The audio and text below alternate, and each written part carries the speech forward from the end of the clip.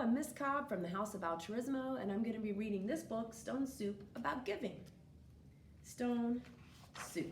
Here we go. So 3 monks, Hawk, Lock, and Sue, traveled along a mountain road. They talked about cat whiskers, the color of the sun, and giving. "What makes one happy, Sue?" asked Hawk, the youngest monk. Old Sue, who was the wisest, said, "Well, let's find out." The sound of a bell brought their gaze to the rooftops of a village below. They could not see from so high above that the village had been through many hard times. Famine, floods, and war had made the villagers weary and untrusting of strangers. They had even become suspicious of their neighbors. The villagers worked hard, but only for themselves. There was a farmer, a tea merchant, a scholar, a seamstress, a doctor, and a carpenter, and many others, but they had little to do with one another. When the monks reached the foot of the mountain, the villagers disappeared into their houses. No one came to the gates to greet them. And then, when the people saw them enter the village, they closed their windows tight.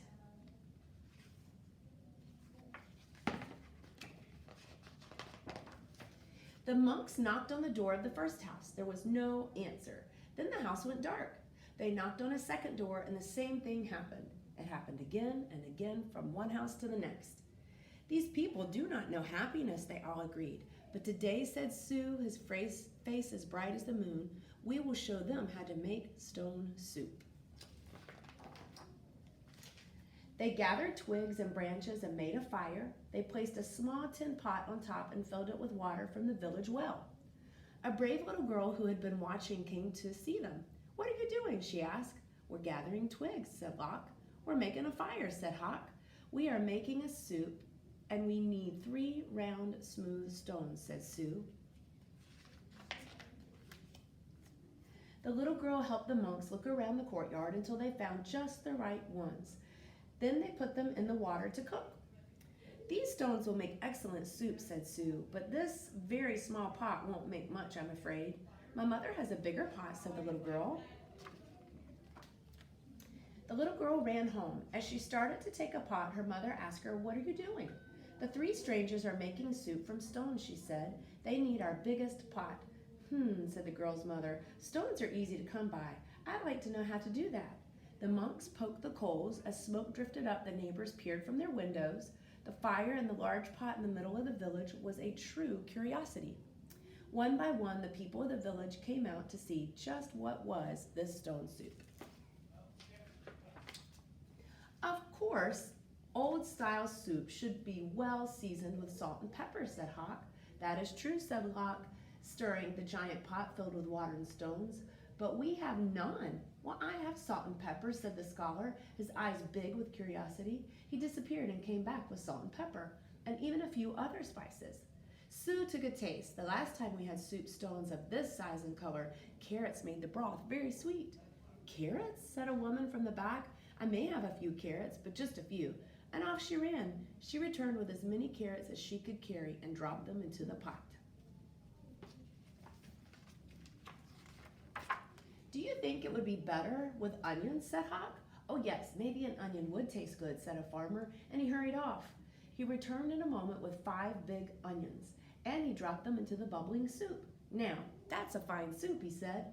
The villagers all nodded their heads, as the smell was very agreeable.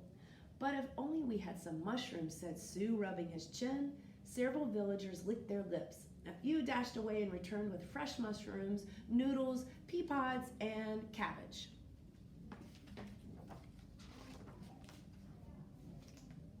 Something magical began to happen among the villagers. As each person opened their heart to give, the next person gave even more. And as this happened, the soup grew richer and smelled more delicious. "I imagine the emperor would suggest we add dumplings," said one villager. "And bean curd," said another. "What about cloud ear and mung beans and yams?" cried some of the others. "And taro root and winter melon and baby corn," cried other villagers. "Garlic, ginger root, soy sauce, lily buds." "I have some," people cried out, and off they ran, returning with all they could carry. The monks stirred and the pot bubbled. How good it smelled, how good it would taste, and how giving the villagers had become. At last the soup was ready. The villagers gathered together. They brought rice and steamed buns. They brought lychee nuts and sweet cakes. They brought tea to drink, and they lit lanterns. Everyone sat down. They had not been together for a feast like this as long as anyone could remember. After the banquet, they told stories, they sang songs, and they celebrated long into the night. Then they unlocked their doors and took the monks into their homes and gave them very comfortable places to sleep. In the gentle spring morning, everyone gathered together near the willows to say farewell. "Thank you for having us as your guests," said the monks. "You have been most generous." "Well, thank you," said the villagers. "With the gifts you have given, we will always have plenty. You have shown us that sharing makes us all richer." "And to think," said the monks, "to be happy is as simple as making stone soup." And that